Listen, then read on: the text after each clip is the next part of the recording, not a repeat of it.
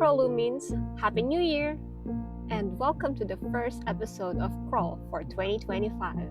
And as we step into this fresh start, I want to take a moment to reflect on the year that passed.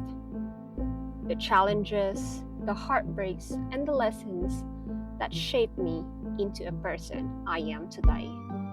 Last year, 2024, was one of the most emotionally intense years of my life. It tested me in ways I never imagined. And there were moments when I didn't recognize myself anymore. But through those challenges, I became a warrior who learned to rise, heal, and keep moving forward.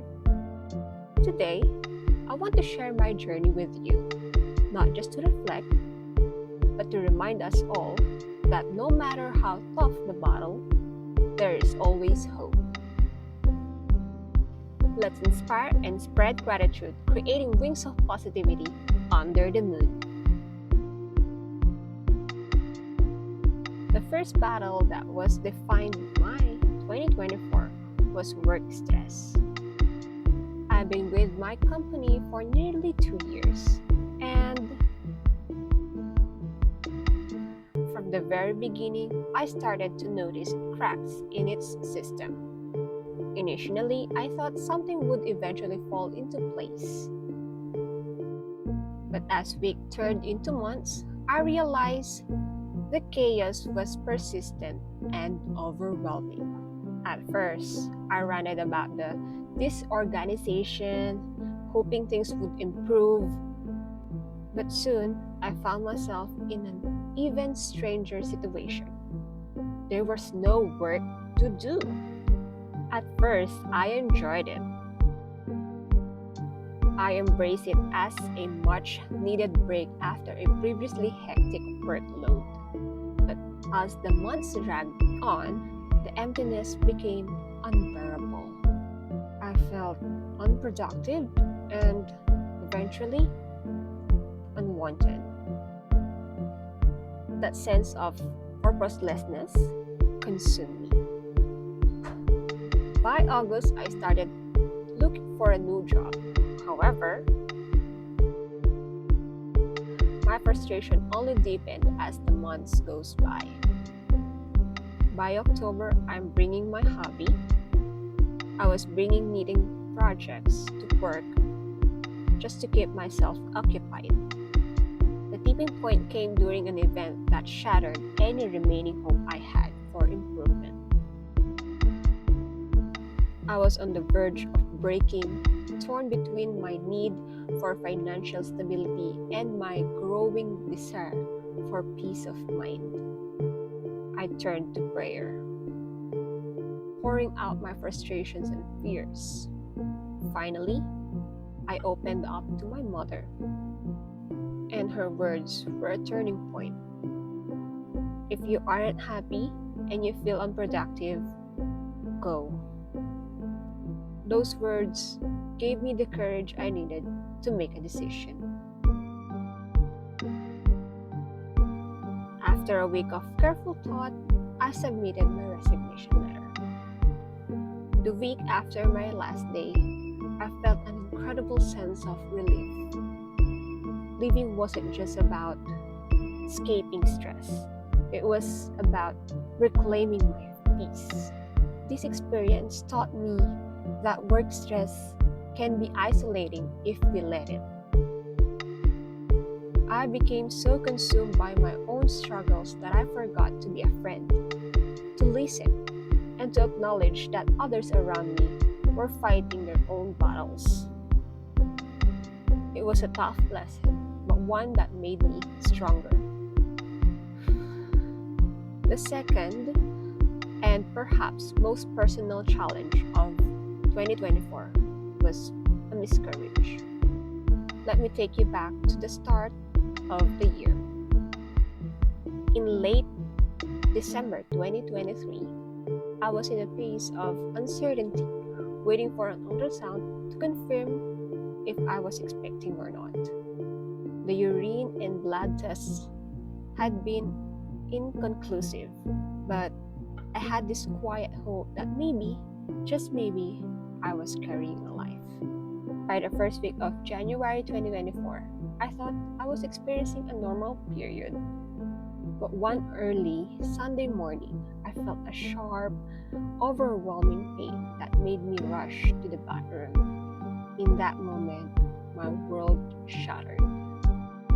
The next day, instead of going to work, I visited a clinic to get checked. My regular OB wasn't available, so I found another clinic. That's when I learned the truth. What I have been hesitant to believe was real. I had been expecting, but didn't go through. Hearing those words broke something inside me.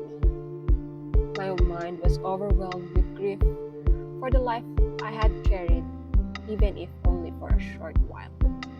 The doctor's explanation faded into the background as my heart wrestled with the loss. From that day until April, I became an expert of masking my pain. Well, at least at home and at work, yes. I laughed and smiled on the outside, but inside, I was a storm of unresolved emotions. That hidden pain turned me into someone I didn't recognize, a chaotic, toxic version of myself. I became irrational, self-centered, and insensitive, forgetting that people I love were also dealing with their own struggles. This experience, while heartbreaking, taught me the importance of acknowledging pain and allowing myself to grieve. It's okay not to be okay, and pretending everything is fine only deepens the wound. That loss shaped me in ways I'm still coming to understand, and it also reminded me of the strength I didn't know I had. 2024 was a year that tested me in every possible way.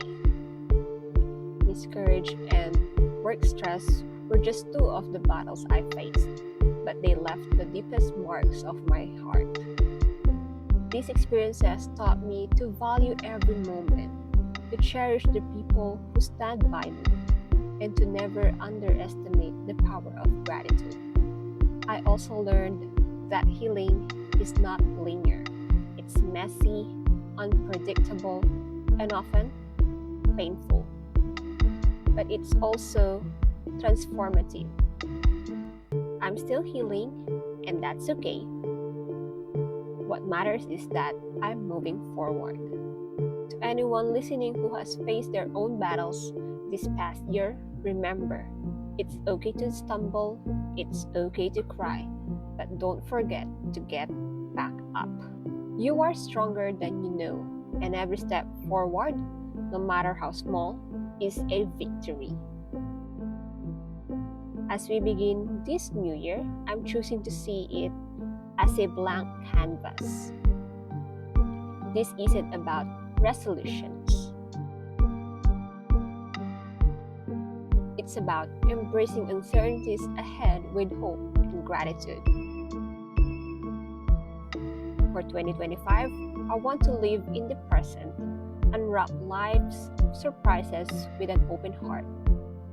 I want to be inspired by others' stories and to inspire those who might need a reminder that they're not alone. And most importantly, I want to keep spreading positivity and gratitude under the moon, just as Scroll was meant to do. Until next time, keep dreaming, growing, and shining bright. Here's to a new year of healing, hope, and endless possibilities. Happy New Year!